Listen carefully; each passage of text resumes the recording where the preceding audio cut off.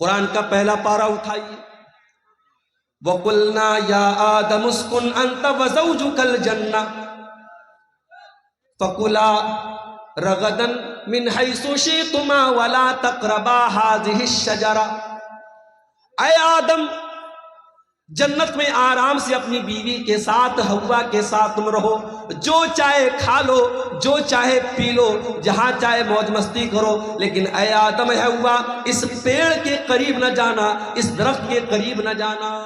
اللہ نے منع کر دیا ایک پیڑ کے بارے میں، اس پیڑ کے قریب مت جانا۔ اب ہمارا نوجوان کیا پوچھتا ہے، شیخ صاحب اس پیڑ کا نام کیا تھا، تجھے کھانا ہے کیا؟ کیوں پوچھتا ہے؟ ہماری عادت ہے فضول سوالات کرنے کی، جس سوال کا کوئی مقصد نہیں وہ سوال کرتے ہیں۔ آدم علیہ السلام کو اللہ تعالیٰ نے ایک پیڑ کے قریب جانے سے منع کیا، پیڑ کس چیز کا تھا، اس کا کیا مطلب ہے؟ اللہ نے پیڑ کا نام نہیں لیا ہے، ہمیں جاننے کی ضرورت بھی نہیں۔ اللہ نے کہا اے آدم، اے حوا، اس پیڑ کے قریب نہ جانا، اگر جاؤ گے فَتَكُونَا مِنَ الظَّالِمِينَ، تو تم ظالموں میں سے ہو جاؤ گے۔ فَأَزَلَّهُمَا الشَّيْطَانُ عَنْهَا فَأَخْرَجَهُمَا مِمَّا كَانَا فِيهِ۔ شیطان نے ہمارے باپ آدم کو اور ہماری ماں حوا کو دونوں کو بہکا دیا۔ عوام میں یہ بات بھی مشہور ہے کہ ابلیس نے حضرت حوا کو بہکایا اور حضرت حوا نے آدم کو بہکایا۔ یہ غلط بات ہے، یہ قرآن کے خلاف بات ہے۔ قرآن کہہ رہا ہے دونوں کو بہکایا، دونوں کی کامن غلطی تھی، صرف حوا کی غلطی نہیں تھی، یہ آدم کی بھی غلطی تھی، یہ حضرت حوا کی بھی غلطی تھی۔ اچھا، شیطان نے ایسے ہی ڈائریکٹ جا کر نہیں بہکا دیا، شیطان دوست بن کے آیا، شیطان ہمدرد بن کے آیا اور کہا اے آدم، اے حوا، میں تم کو ایک پیڑ کے بارے میں بتاتا ہوں، اس پیڑ کے پھل کو اگر تم کھا لو گے، اے آدم، اے حوا، تم ہمیشہ ہمیش کے لیے جنت میں رہو گے، ہمیشہ ہمیش کے لیے تم جنت میں رہو گے یا فرشتے بن جاؤ گے۔ غور کرو، شیطان ہمارے باپ آدم کو بہکا بھی رہا ہے تو کیا کہہ کے بہکا رہا ہے؟ ان تکونا ملکین، اے آدم، اے حوا، اس پیڑ کو کھا لو تم فرشتے بن جاؤ گے۔ آدم علیہ السلام کو یہ نہ سمجھ میں آیا کہ اللہ تعالیٰ نے میرا مقام تو یہ بنایا کہ جب مجھے پیدا کیا تو فرشتوں کو حکم دیا کہ آدم کے آگے سجدہ کرو، اور شیطان مجھ سے کہہ رہا ہے اے آدم، تو اس پیڑ کو کھا جاؤ تو تم فرشتے بن جاؤ گے اور ہمیشہ ہمیشہ جنت میں رہو گے۔ اللہ نے اس سے بڑا مقام دیا تھا، لیکن شیطان نے ایسی پٹی پڑھائی کہ ہمارے باپ آدم کو سمجھ میں نہیں آیا۔ پتہ یہ چلا میرے بھائی، ہم اسی آدم کی اولاد ہیں اور ہم بھی شیطان کے آگے بے بس ہو جاتے ہیں اور کمزور پڑ جاتے ہیں اور اکثر شیطان کی چالوں میں آ جاتے ہیں۔ اور یہ بھی پتہ چلا شیطان دشمن بن کر کے نہیں آتا، شیطان دوست بن کر کے آتا ہے۔ وَقَاسَمَهُمَا إِنِّي لَكُمَا لَمِنَ النَّاصِحِينَ، شیطان نے قسم کھائی، کہا اے آدم، میں قسم کھاتا ہوں اللہ کی، میں تمہارا بھلا چاہتا ہوں، میں تمہارا برا نہیں چاہتا۔ ابلیس نے قسم کھائی، کہا میں تمہاری بھلائی چاہتا ہوں۔ آدم علیہ السلام نے اس کی بات مان لی اور اس پیڑ کو کھا لیا جس پیڑ کے قریب بھی جانے سے اللہ نے منع کیا تھا۔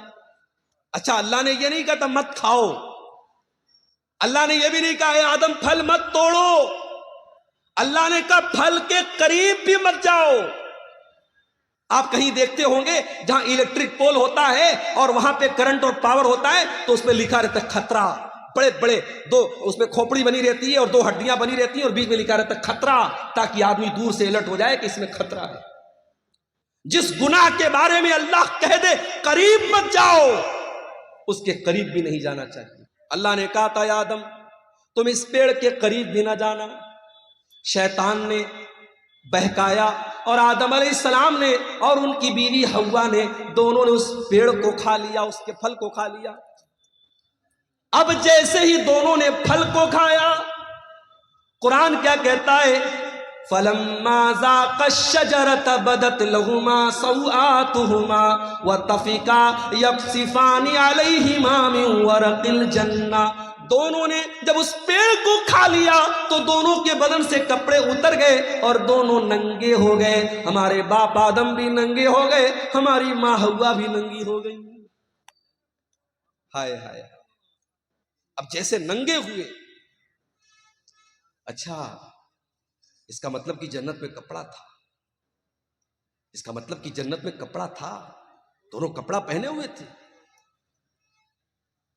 کپڑے اتر گئے, دونوں ننگے ہو گئے. اب ننگا رہنا ان کو پسند نہیں ہے. قرآن کہتا ہے دونوں اپنے آپ کو کور کرنے لگے, ڈھانپنے لگے.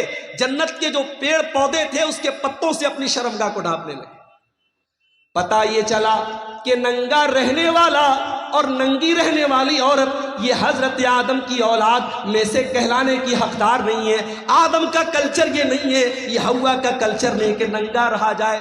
آج چلے جاؤ, آپ کے انڈیا کی بات کر رہا ہوں, آپ گوا میں چلے جاؤ, گوا میں چلے جاؤ, سمندر کے بیچ پر جوان جوان عورتیں پورے جسم کو ننگا کر کے دھوپ کھا رہی ہیں, اور دنیا کہتی ہے صاحب یہ بڑے ماڈرن لوگ ہیں, بڑے یہ ترقی یافتہ لوگ ہیں. میں تھوکتا ہوں ایسی ترقی پر, میں تھوکتا ہوں ایسی تہذیب پر, میں تھوکتا ہوں ایسے کلچر پر. یہ آدم کا کلچر نہیں ہے, یہ حوا کا کلچر نہیں ہے. میرے باپ آدم اور میری ماں حوا کے بدن سے جب کپڑا اترا دونوں کو شرم محسوس ہوئی اور دونوں نے اپنی شرمگاہ کو کور کیا, اپنے آپ کو کور کیا, اپنے آپ کو ڈھانپا.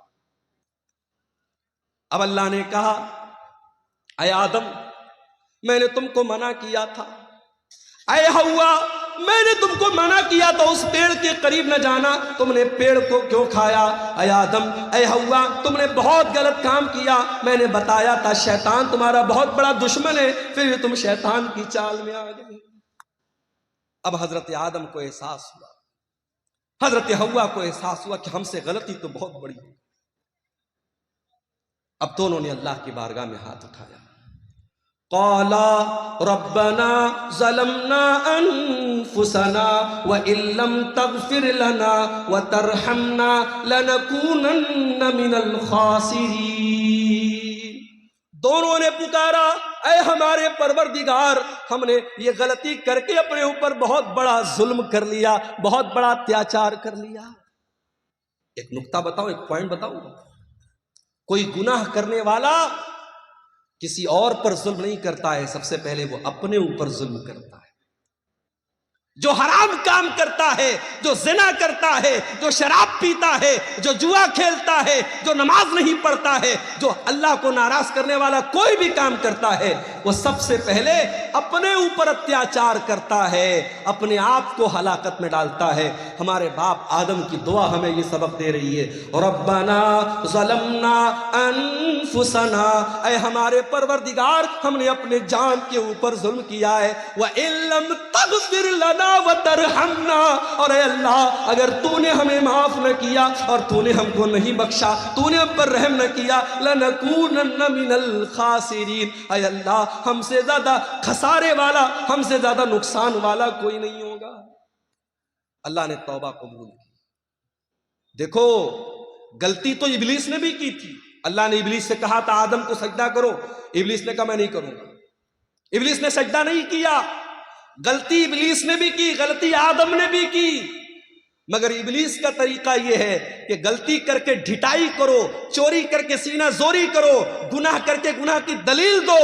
اور آدم کا طریقہ یہ ہے گناہ ہو جائے, غلطی ہو جائے, خطا ہو جائے, اللہ سے معافی مانگ لو. میرے بھائیوں اب جو آدم کی اولاد ہے, جو آدم سے اپنا رشتہ جوڑتا ہے, اس سے اگر کبھی گناہ ہو جائے تو وہ توبہ کر لے. اسی لیے اللہ کے پیارے نبی فرماتے ہیں کل بنی آدم خطاء وخیر الخطائین التوابون. اے آدم کی اولاد تم سب کے سب گنہگار ہو, تم سب کے سب خطا کار ہو. آدم کا ہر بیٹا خطا کار ہے, حوا کی ہر بیٹی خطا کار ہے. اگر کوئی کہتا ہے صاحب مولوی صاحب میں نے آج تک کبھی کوئی گناہ نہیں کیا ہے, جھوٹ بول رہا ہے. کوئی یہ دعویٰ کر ہی نہیں سکتا اس نے کبھی کوئی گناہ نہیں کیا. ہر انسان کے دامن پہ کچھ نہ کچھ دبے ضرور ہیں میرے بھائی. یہ الگ بات ہے کسی کے دھبے نظر آتے ہیں اور کوئی چمکیلا کپڑا پہن کے اور وائٹ کلر کا کرتا پہن کے اور بہترین ٹوپی لگا کے نکلتا ہے، اس کا کپڑا اور اس کا اجلا کپڑا اس کے دامن کے سیاہ اس کے کارناموں کو چھپا لیتا ہے، مگر دامن سب کا گندا ہے۔ میرے پیارے بھائیوں، اللہ کے نبی کہہ رہے ہیں آدم کے تمام بیٹے خطا کار ہیں، لیکن ہاں سب سے بہترین خطا کار وہ ہے التوابون، جو خوب توبہ کرتا ہو، جو خوب اللہ سے معافی مانگتا ہو۔ میرے پیارے ساتھیوں، گناہ ہو سکتا ہے، گناہ کرنے کے بعد انسان کو توبہ کرنی چاہیے۔